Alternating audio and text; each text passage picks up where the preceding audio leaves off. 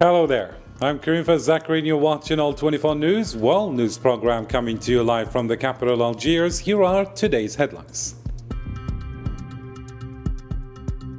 First Garage Billet iron ore shipments arrive at Iran's Tosiali complex. President of the Republic Abdelmajid Tebboune says the Western Mining Railway will soon transform the region, drawing international attention.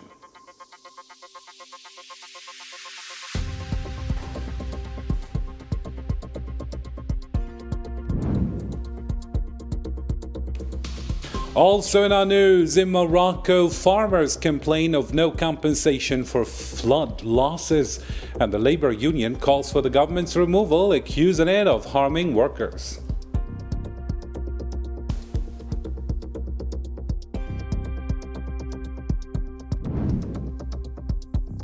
Next on the Iran file, the U.S. fleet moves closer to Iran. Donald Trump looks to a near deal, and Tehran expects results in the coming days.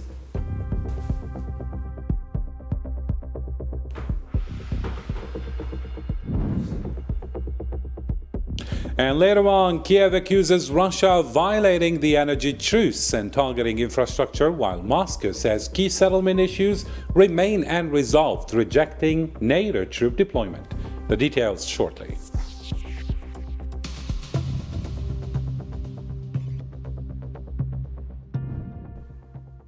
Hello again and welcome to the details. It's great to have you with us tonight.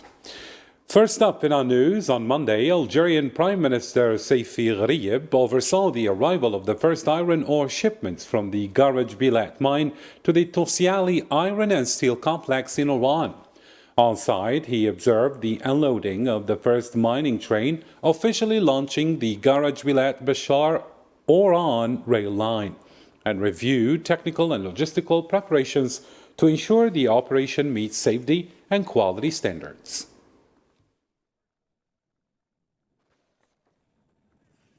It is a great honor to meet today on this historic day, which marks a giant leap forward in realizing a comprehensive and integrated development plan for Algerian industry. As you all know, the steel industry has been the cornerstone of every nation's economic development, but even before that, as you also know, in major powers such as Russia and the United States, industrial growth was always preceded by the construction of railway lines. Siberia is a clear example, and so is the United States. This is exactly what happened yesterday in Algeria, what happened yesterday in Garage Billet, Tindouf and Bishar under the patronage and supervision of the President of the Republic. So on this occasion, the Prime Minister emphasized that the arrival of the first iron ore shipments from Garage Billet to Iran is a major step in implementing Algeria's comprehensive industrial development plan. Speaking at the Tosiali complex during the unloading ceremony, Saifi Gharieb highlighted the steel industry's strategic role, calling it a key pillar of economic growth and a backbone of development in many advanced economies.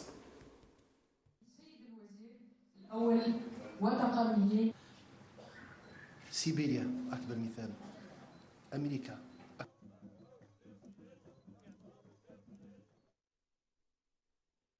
Algeria's Prime Minister says there are strong and promising prospects for producing high-quality iron at the Garage Billet mine as drilling work continues and mining operations move beyond the upper layers of the site.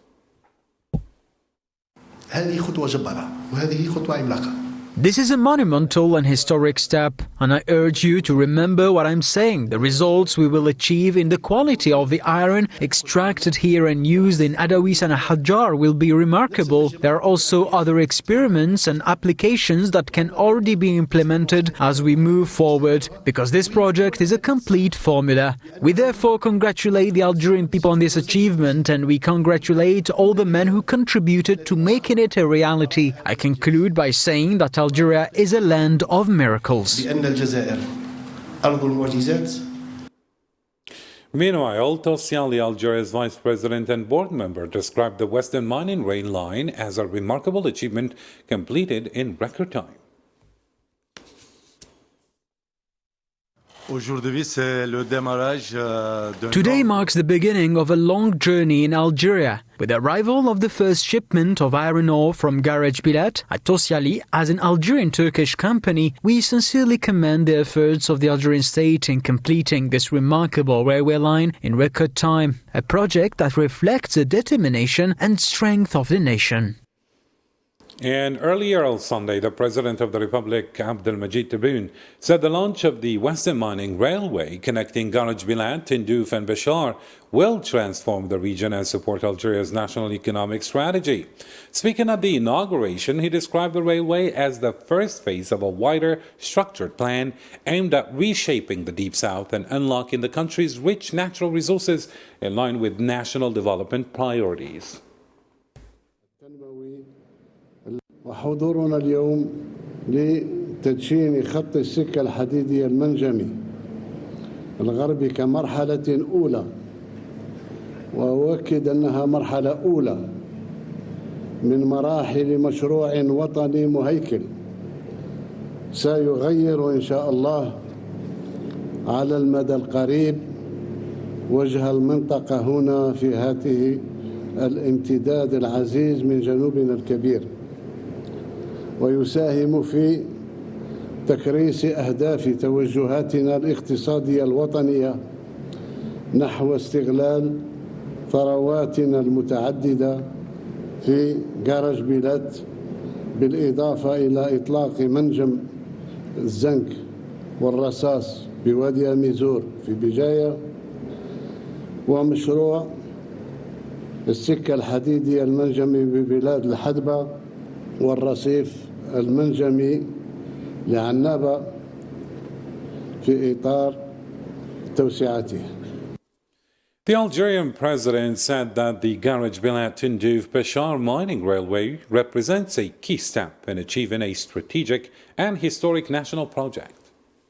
President of the Republic Abdelmajid Tebboune added that the initiative reflects a comprehensive strategic vision to develop and make the most of Algeria's natural resources while connecting the Deep South with the rest of the country and moving toward energy independence through greater self-reliance.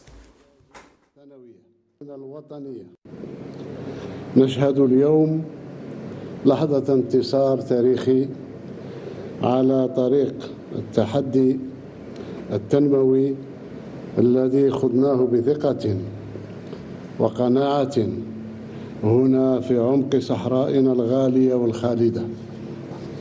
إنها لحظة نقف فيها على خطوة من خطوات التجسيد العملي لإنجاز وطني استراتيجي تاريخي لتحقيق الأهداف المنشودة في الجزائر السيدة الأبية والمنتصرة التي تتقدم بجدارة لبلوغ تلك الأهداف، وأساسها التحرر من قبضة المحروقات والاعتماد على قدراتنا الذاتية. International media, meanwhile, have widely covered Algeria's official launch of the Garage Bilat Tindouf Béchar mining railway and the opening of the Garage Bilat mine. Most outlets highlighted the regional and strategic significance of this major project, noting its potential to transform Algeria from primarily an energy exporter into a key player in the global industrial raw materials market. Here's Yassine Rixi. Algeria is officially moving full steam ahead on the Western Mining Railway. The project is already catching the eye of global analysts. From London, Al-Quds Al-Arabi is calling the line a strategic bridge, one that connects the far reaches of a country the size of a continent. They point to Algeria's clear ambition to dominate African steel production by tapping into reserves estimated at a staggering 3.5 billion tons. Meantime, Al Jazeera is labeling this one of the most significant achievements for the nation since its independence. They report that this project could effectively reshape the development of an area spanning 2 million square kilometers, finally linking the resource-rich south with the industrial north to close the gap on regional disparities. From a financial perspective, Bloomberg notes that Algeria is no longer just a gas station for Europe. They see this as a decisive move to diversify the economy away from volatile energy prices. Bloomberg also highlights the deepening partnership with China, whose technical expertise is proving vital to getting these large-scale projects off the ground. China Daily is describing the line as a cross-desert engineering marvel, showcasing it as a prime example of Sino-African cooperation. They are focusing on the technical feat of building heavy-haul infrastructure under some of the harshest environmental conditions on the planet. Meantime, Italy's Nova News agency is looking at the geopolitical impact. They see the railway as a transformative step that ends the isolation of the southwest, particularly Tindouf.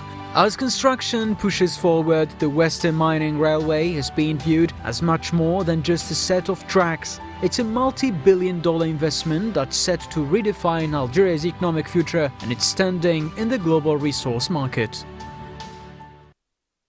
And to discuss the international perspective on this development, we're joined live from Genoa, Italy, by Mr. Mark William Lowe, a geopolitical and corporate risk management expert. Hello there, Mark, and thank you for agreeing to be with us tonight.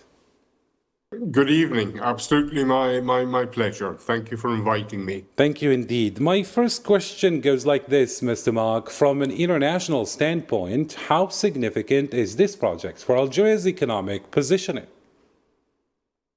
I think it's a very valid question because it does highlight something very, very important. The end of the day, this is not a railway project. The railway infrastructure that has been created in record time, huge investments, the requirement to build a railway in one of the world's most hostile environments is quite amazing. But this is the infrastructure aspect. What is very, very important and what has been noticed perhaps more silently, is the fact that more than a railway project, this is a statement of intent. This is the convergence between political and economic will, political and economic vision. So this is infrastructure that will allow Algeria to achieve a part of its industrial sovereignty. This is a marvelous example of basically converting geology into an industrial engine. This is a project that will allow Algeria to become independent in terms of producing steel, something that's very, very, very important. From an international perspective, everybody's looking at this project, but I repeat, the project isn't being looked at so much in terms of an incredible infrastructure project. It's being looked at and examined in terms of having the courage and having the vision to build something that will benefit the Algerian economy in a number of different manners. So that said, it's a very, very significant project indeed. It's one that will not only link a very, very remote part of the country to the capital cities and the major cities and the industrial cities, and therefore bring greater stability to an area that is very, very remote. But it's also a project that will be fundamental to Algeria's economic development policies and strategies. This has not passed unnoticed. And I speak from a European perspective. It's rather embarrassing for Europe from a certain point of view, because an example has been set. When there is the courage and the will to do something that is frankly quite miraculous, this is an incredible piece of infrastructure, then you set a lesson. You demonstrate what is actually possible to do when the will is actually there. And if we speak about such projects in general, how do they actually fit into today's global iron ore and supply chain dynamics, and how could Algeria contribute? Well, at the end of the day, this is not going to be a massive disruptor to steel production. That's something that, for example, Europe worried about, but in reality does not have to worry about at all. This is not a project or an ambition that's going to have a massive impact on existing realities, because this is a project that will allow Algeria to diversify the economy, but more importantly, to become sufficient in the production of steel. When you produce steel, there's a lot of things that you can do. You're no longer dependent on the supply of foreign steel. You are no longer at the risk of fluctuations in the market. You've achieved, in part, industrial sovereignty, which is very, very important. So this will not, in my opinion, be a disruptor to global iron or steel supply. Quite the opposite. This is a project that will jumpstart the steel industry in Algeria massively. And this will bring a series of very, very important benefits to the country and the region in general, because, I repeat, this is a project that is a case study. It shows that if the will is there and the capability to form a consortium comprised of stakeholders from diverse nations, when that capability is there, you can quite literally create miracles. And this railway infrastructure is nothing short of a miracle. It's quite incredible to think that it was built so quickly and so efficiently in one of the world's most hostile environments. But that said, the great importance is bringing Algeria to a point where, in terms of steel production, you have, not quite yet, but very, very shortly, you will have realized, you will have created a certain form of industrial sovereignty. And this is something that is being very closely monitored. And what does this say to investors and international investment in general? What kind of message does it send? Oh, that's very, very easy to reply to. This sends a very, very positive message, because this project is a long-term project. A long-term project, by definition, is the equivalent of stability, the equivalent of vision, the equivalent of being able to look into the future, plan for the future, and create that which is necessary to industrial futures, basically. So the message that is sent is that in Algeria, there is a very, very solid basis for investment. This is a message that is quite simply that of saying we have stability, and this stability allows us to make long-term plans, and investors are looking for exactly that. And so do you think that this might change how Algeria is viewed in terms of strategic autonomy and economic resilience? And maybe could this infrastructure also reshape regional trade across North and West Africa? Most absolutely, yes. This is an absolutely major project, but it's part. Now, the interesting thing here is the convergence between political will and industrial necessity, and therefore the foresight and the courage to sign up to and develop such an important project. This is not the building of a bridge. This is not about simply resolving a problem somewhere. This is a project that opens up enormous opportunities. It's a project that is something of a case study that allows other nations in the region to say, if this can be done, then almost anything can be done. But we go back to the concept of stability and the convergence between political will and industrial ambitions, all of which is absolutely fundamental to the development of the Algerian economy. So it is something that is viewed very, very favorably, and does absolutely set an example to others in the region. Thank you indeed, Mr. Mark William Lowe. I remind our viewers that you are an international geopolitical and corporate risk management expert. Thank you indeed for your contribution and for your time. Thank you very much. Thank you My indeed. pleasure. And moving on to other developments, and still with investments, Algeria and Qatar have underlined the importance of boosting cooperation to strengthen bilateral ties and support joint investment projects. The call came Monday between Algerian Prime Minister Saifi Gharieb and Qatari Prime Minister and Foreign Minister Mohammed bin Abdulrahman Al-Thani.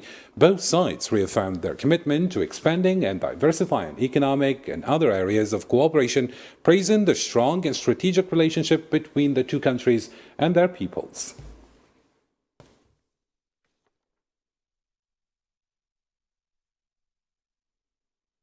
In other news, Algeria has been elected to the vice chair position of the United Nations Committee on Non-Governmental Organizations for 2026. The election took place during the opening session of the committee's regular meeting in New York, reflecting the trust Algeria enjoys and highlighting its active commitment and participation in the work of this UN body.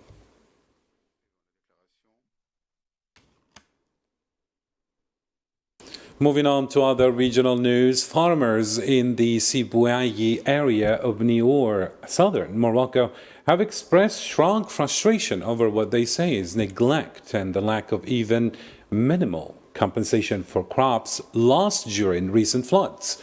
They complain that rural areas remain largely isolated and with poor infrastructure, including unpaved roads, leaving them unable to properly market their products already damaged by rising waters and blocked valleys. We face serious problems due to the lack of proper roads, which forces us to travel long distances. There's also a school along the route, so if someone falls sick or there is an emergency, there is nothing we can do. We want to stay on our land and work, but we face many hardships. When it rains, it becomes extremely difficult to leave the area. We urgently need roads because many places are inaccessible and goods often get stuck in areas we cannot reach. Decision makers have done nothing to improve this situation. They call on us to vote for them, promising change. But it's all empty talk. Each year our problems increase. This year in particular, with heavy rains, moving around has been almost impossible. We can only travel by carriage, and even then, only when absolutely necessary. In Morocco, still, the Moroccan Labour Union has called on Prime Minister Aziz Akhnouch's government to resign immediately, following what it says is the administration's failure to address pension and strike issues. Speaking to local media on Monday, Union Secretary General Miloudi El-Makhourak accused the government of sacrificing workers, adding that the country's largest labour coalition will not accept any pension reform that undermines employees' earned rights.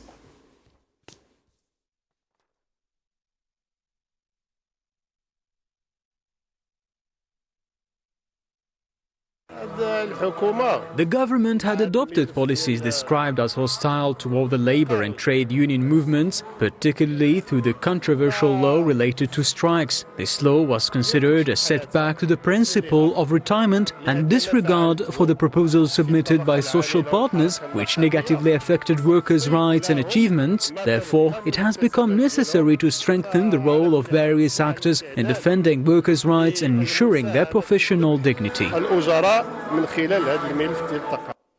And in other regional news, Sahrawi organizations have called on the international community to pressure for the release of all Sahrawi detainees held in Moroccan prisons. Statements from the Sahrawi Human Rights Defenders Network, the Association of Victims of Serious Violations, the Sagia Al-Hamra and Wadi Dahab Students Union, and families of imprisoned students urged the UN and international rights groups to intervene, highlighting reports of torture and discriminatory treatment faced by detainees for defending the right to self-determination.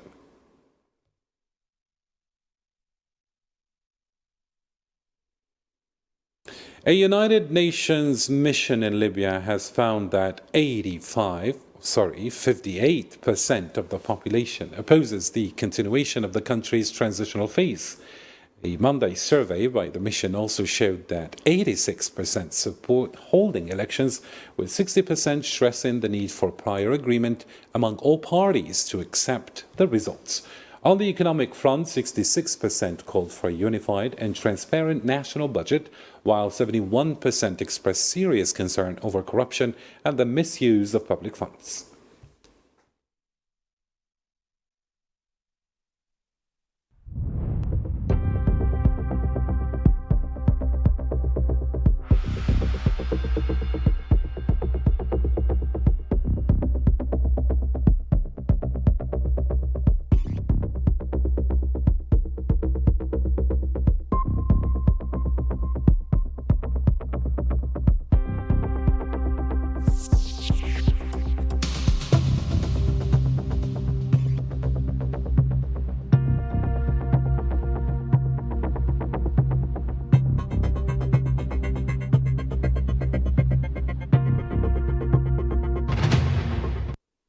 Moving on to Middle East now, 6 Palestinians have been killed and others injured in Zionist strikes across the Gaza Strip.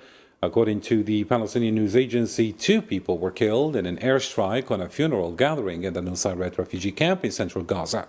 Further south in Khan Yunis, 3 more, including a 3-year-old child, were killed when Zionist boats targeted displaced persons' tents. In the north, an attack on a school sheltering displaced people in Jabalia left 1 dead and several others wounded.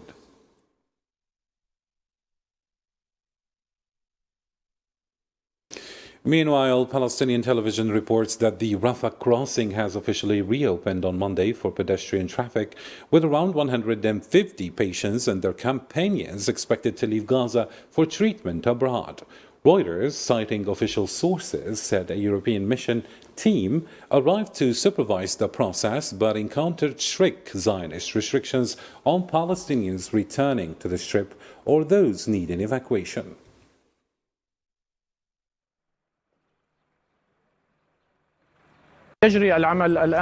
Work is currently underway to prepare for receiving patients and transferring them for treatment outside the Gaza Strip via the Rafah land. At this moment, the situation is not entirely clear as it is the first day of the crossings of reopening. However, in general, our teams and hospitals and fully equipped ambulances are on full standby to take part in the evacuation of these patients and to provide whatever is necessary to save their lives. The opening of the Rafah crossing has brought some hope for some Palestinians who have suffered dearly during the genocidal war.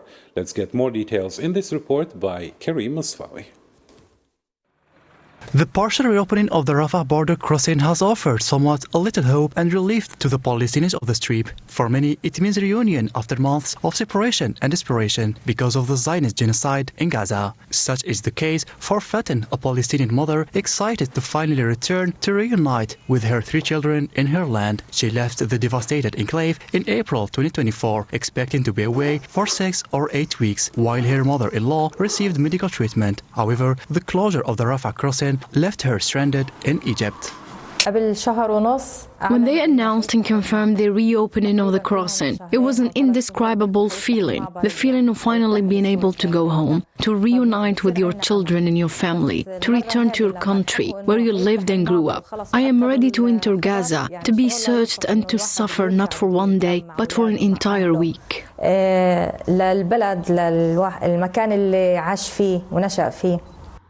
While for other Palestinians, the reopening of Rafah isn't just about returning home, it's about surviving, like Tamer El-Burai, who suffers from obstructive sleep apnea and depends on continuous positive airway pressure machine to breathe at night. إغلاق المعبر ومنع دخول القطع الطبية برضو أثر علي.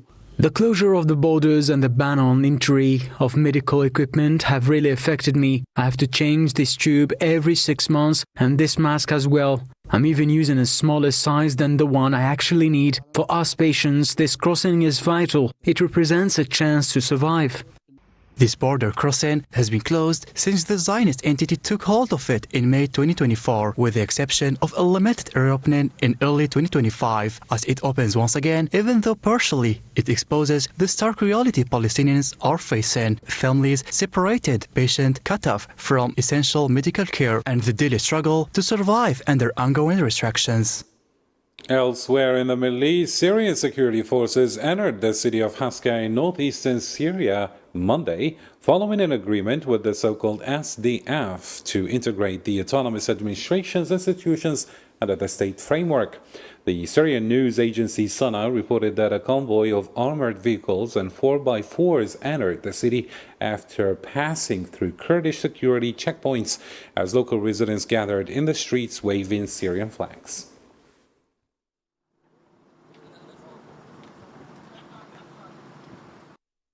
Moving on to Iran, in a press conference in Tehran on Monday, Iran's foreign ministry spokesperson announced that the country has summoned European ambassadors following the European Union's decision to designate the Islamic Revolutionary Guard Corps as a terrorist organization.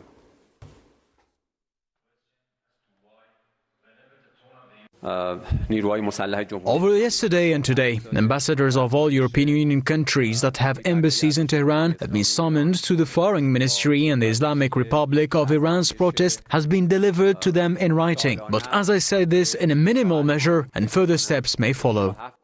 Still with Iran, this time the Iran nuclear file, where Iran and the US are set for direct nuclear talks in Turkey, even as American forces prepare for possible action, both sides signaling hopes for a deal soon. Let's get more details with Zahar Fajani.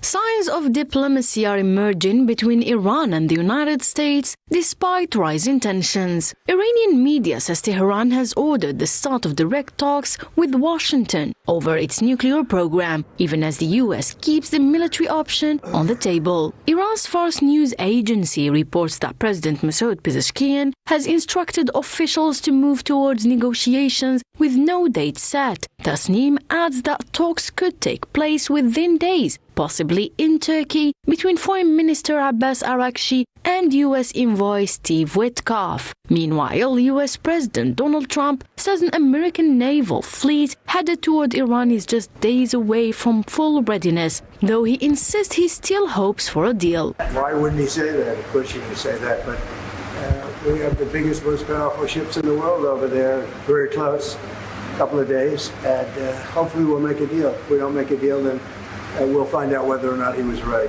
In Tehran, officials say negotiations will not happen under pressure. Iran's foreign ministry spokesman Ismail Baqai says progress could be achieved soon as diplomatic channels, including regional mediation, remain active. We have not maintained diplomatic relations with the United States for 4 decades. Countries in the region are acting as intermediaries in the exchange of messages that have addressed a number of issues. We are reviewing these exchanges and finalizing the details of each stage of the diplomatic process, which we hope to agree on in the coming days. This includes the mechanism of action and its framework. Iran always conducts itself with integrity and seriousness in diplomatic processes, but it never accepts ultimatums. Therefore, this claim cannot be confirmed. Meanwhile, France and other Western countries insist that Iran must make major concessions and show a clear change in position to avoid possible U.S. military strikes. As talks take shape under the threat of force, the coming days may decide whether diplomacy moves forward or stalls once again. Moving on to another topical development, and as you followed in our headlines, Ukraine's energy company has accused Russia of attacking one of its coal subsidiaries in the Dnipropetrovsk region for the second time in 24 hours. In a Monday statement, the company said Russian forces targeted its DTEK coal facility, causing damage to administrative buildings and disrupting operations in the area.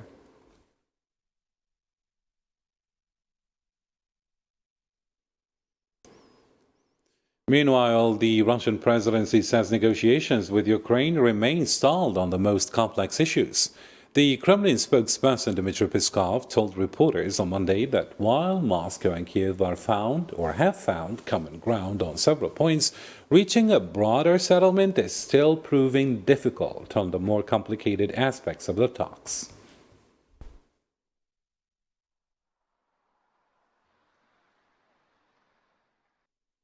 Russia has again rejected a European proposal to deploy NATO troops in Ukraine as part of a potential security arrangement. On Monday, Russian Security Council Deputy Chairman Dmitry Medvedev told international media that the plan is unacceptable to Moscow, stressing that Russia's conditions for ending the war have not changed since 2024. We told our colleagues in the negotiating process that these guarantees cannot be just for one side. There are guarantees not just for Ukraine, but for both parties, Russia and Ukraine. Otherwise, such guarantees are ineffective. What kind of guarantee can we talk about if a foreign contingent from unfriendly NATO states is stationed on the territory of that country? Russian Security Council Deputy Chairman Dmitry Medvedev said on Monday that Russia does not seek a global conflict, stressing that neither Russia nor China pose a threat to Greenland. In an interview with Reuters, Medvedev dismissed claims of Russian and Chinese threats to Greenland as nothing more than a scare tactic. according to his remarks. We're not seeking a global conflict. The situation regarding Greenland has become a dangerous challenge for NATO. Talk of alleged threats from Russia and China against Greenland is nothing but a scare tactic to intimidate peoples and distort the image of Russia and China. Greenland's Prime Minister Jens Frederik Nielsen warned on Monday that while US President Donald Trump has ruled out military action, Washington is still primarily seeking control over the Arctic island. Speaking to Parliament, Nielsen said the American stance toward Greenland and its people has not changed, expressing concern that the island could fall under US influence and control. He added that the United States continues exploring ways to assert authority over Greenland. It is against disrespect for international rule of law, democracy, and our right to self-determination. One cannot question the voice of the people. To summarize, we choose the Kingdom of Denmark, we choose the EU, we choose NATO. This is not only a situation for Greenland and the Kingdom of Denmark. It's about the world order for all of us. And in another development, US President Donald Trump announced on Monday that a trade agreement has been reached with India following a call with Prime Minister Narendra Modi. In a post on his social platform, Truth Social, Trump said New Delhi has agreed to stop buying Russian oil with the option to replace it with supplies from the US and Venezuela. In return, the United States will cut tariffs on India or Indian imports from 25% to 18%, while India will remove duties on American products.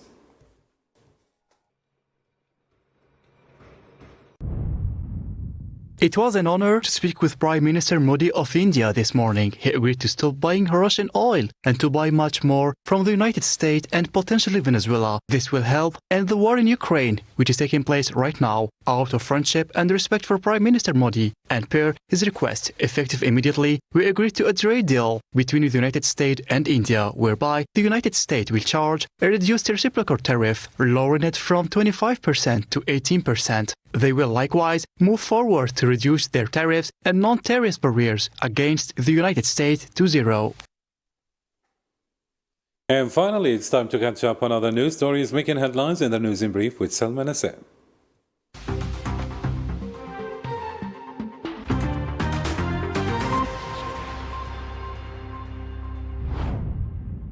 Colombian President Gustavo Petro arrived in Washington on Monday to meet U.S. President Donald Trump, saying an agreement benefiting the Americans and possibly the world is achievable, as Trump also announced the United States is holding talks with Cuba and expects a deal despite continued pressure on Havana.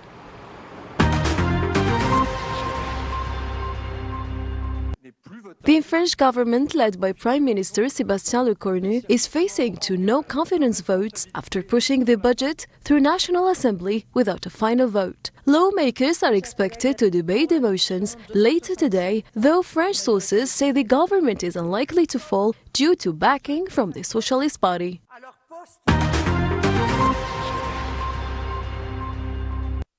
The Sudanese army carried out intensive airstrikes against rapid support forces positions in Kordofan and Darfur, military sources said. These strikes targeted rapid support forces sites in Zalenji, Central Darfur, alongside drone attacks on multiple locations in Kordofan, while warplanes also hit Niala Airport in South Darfur, striking weapons and ammunition depots.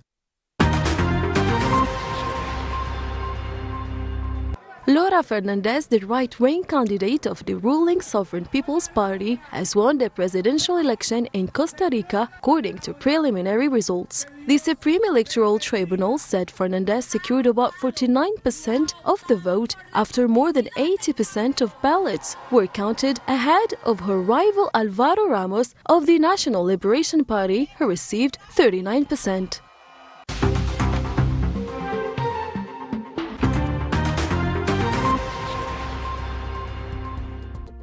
And with this, we reach the end of our news for tonight. Thank you for tuning in. Until next time, do take care.